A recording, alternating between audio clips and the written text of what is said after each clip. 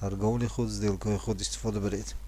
Инак рӯзҳои душанбе вақте ки торговля сар мешавад, хариду фурӯш сар мешавад, ман ба шумо нишон медиҳам ки чӣ тавр бояд сделка кунем. Sell ё buy нисбати катрифкои фунт стерлинг, доллар, тилло, нуқра, USD нисбати японский йен, USD ва ғайра. Инак мегузарем ба котировки фунт стерлинг нисбати доллар. Акнун дар таймфрейм 1 соата мебинем. Таймфрейм 1 соата чӣ тавр худашро чӣ нишон дод.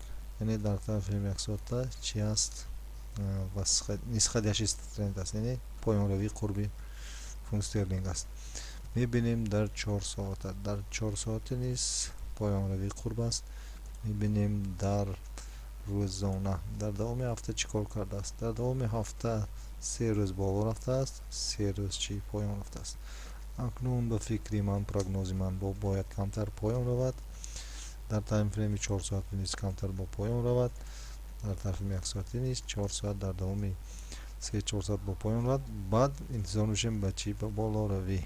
Ба болоравӣ нироз ба назар мегирем, чунки қурби асрори доллар нисбати тамоми дунё кам шуда истодааст. Ин фасравӣ як муддати кӯтоҳ аст. Бояд ки фунт стерлинг боз чӣ боло равад. Акнун дар кадом ахборотҳо мо асос мекунем? Аз рӯи нишондодҳои компания ва инвесторои гуногун мегӯянд ки дар Америка чӣ рафта истодааст? Рецессия рафта истодааст, яъне инфлясия, беқуршии қурб рафта истодааст. Шакл ки дар сайти investing.com мебинем, яке аз компанияҳои намоёнтарин, барҷастатарин дар бораи $10 чунин мегӯяд. Мегӯяд ки чӣ аст? аз рӯи специалисти, аз рӯи гуфти компанияҳои Пачи Дисиена, ки аз рӯи прогнозгӯӣ дар соли 2023 дар якум ҷо меистанд, гуфтанд ки яъне қурби доллар, индекси доллар дар оянда ба пасравӣ хоҳад рафт. аз ин ро хулоса мебарем ки вақте ки қурби доллар, индекси доллар ба поёнравӣ сар кард, албатта фунт стерлинг, евро доллар, тиллоҳо ҳамаш чӣ ба боло рафтанашон лозим аст. Акнун ин дар назар дорем общий тренд, яъне тренди давомноки дар муҳлати зиёдро дар назар дорем. Дар муҳлатҳои кам, дар таймфреймҳои 1 соата 4 соат мумкин бо камтар чӣ поён рафта, баъд чӣ боло рафтанаш мумкин аст. Бинобар ин ба шумо масъала медиҳам ки дар вақти амин поён рафтани қурб ягон точки входро ёбед. Хайр ман масъала метавонам дар фунт стерлинг кадом точкаҳои входро ёбем барои бай кардан. аз рӯи анализи техникӣ мебинем охирон точки чирост пери продажа.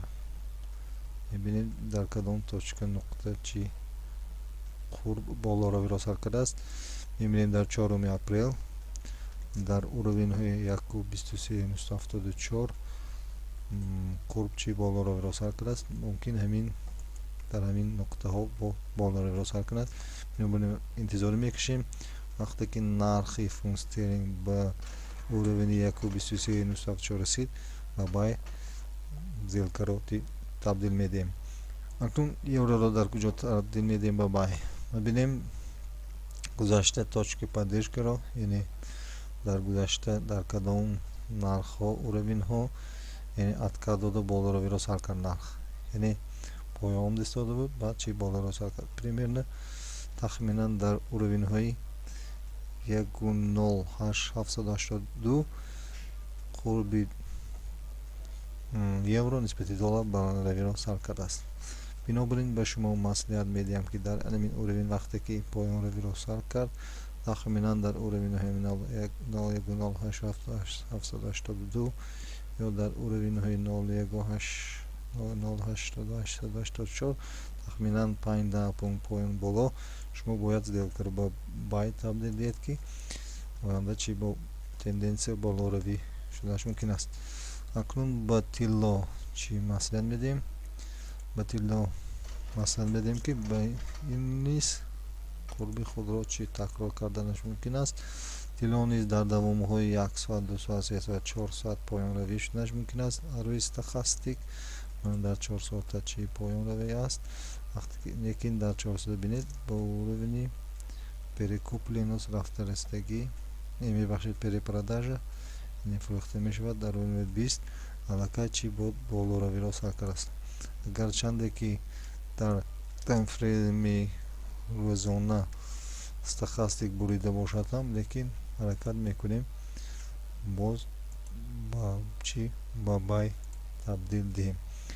Акнун касоне ки сделкашонро ба сел додаастанд рӯзи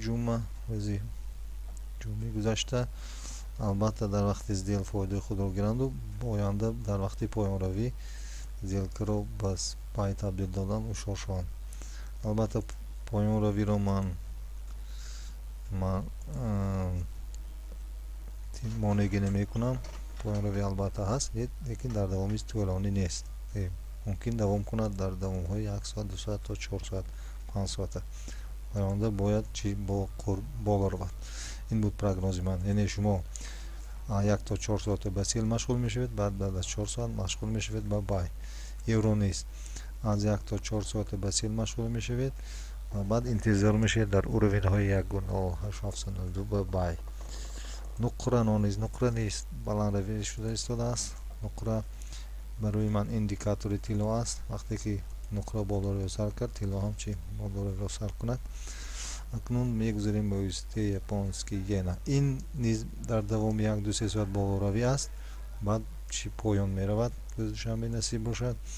Акнун воситаи нисбати швейтсарский франк низ камтар боло меравад, баъд чӣ поён меравад. Биткоин мегузарем ба биткоин. Аз ҳама волатилносташ баланд мегӯянд, лекин рискаш ҳам чӣ баланд. Биткоин дар давоми 1 соата дар ҳолати калидо рафта истодааст, яъне зона флета дар уровни 28176 чанд бор откат дода поён будааст. Дар уровинҳои бинем чанд дар уровинҳои 2717 боз точка поддержки гирифтор шуда, мана чандин бор бо откат боло аз хаҷденӣ шуда истодааст. Акнун интизор мешавам ба шумо маслиҳат медиҳам дар ҳамин ҳолатҳои камтарин харид ва позисияҳои болотар нигоҳ доред. Дар объёмҳои кам харид ва позисияҳои тӯлонӣ нигоҳ доред, чунки вероятности болоравии биткоин низ чӣ баланд аст. Барои чӣ асос мекунем? Дар ахборотро асос мекунем. Дар компания Microsterling чӣ кардааст? Майк Селлор дакупил биткоин на $24 миллион. Бинед, ҳамин компания ба миқдори пулаш $24 миллион биткоин хаridааст. Ин барои моро водор мекунад ки оянда бо чӣ биткоин чиро давом дорад, яъне васадаши трендро қиматшавиро давом дорад. Акнун бинед, мана ку 1045 мл ба $24 миллион харид ва сармояи худро ба 4 миллиард расонд. Бинед, 3 миллион биткоин дар нархи 28 харид ки нархи средниш, яъне мобайниш ба $28000 омада расид. Бинед, дар 5 ҳафта 6455 биткоинро харид. Дар 16 феврал 2021 харида буд. Акнун дар ҳозир компания дорои 140000 биткоин аст, яъне ба миқдори $4.7 миллиард биткоин харидааст ки нархи средниш, яъне мобайниш $29800 ташкил медиҳад. Дар ҳақиқат дар биткоин нисбат ба соли 2022 дар давоми соли 2023 63% чӣ қимат шудааст.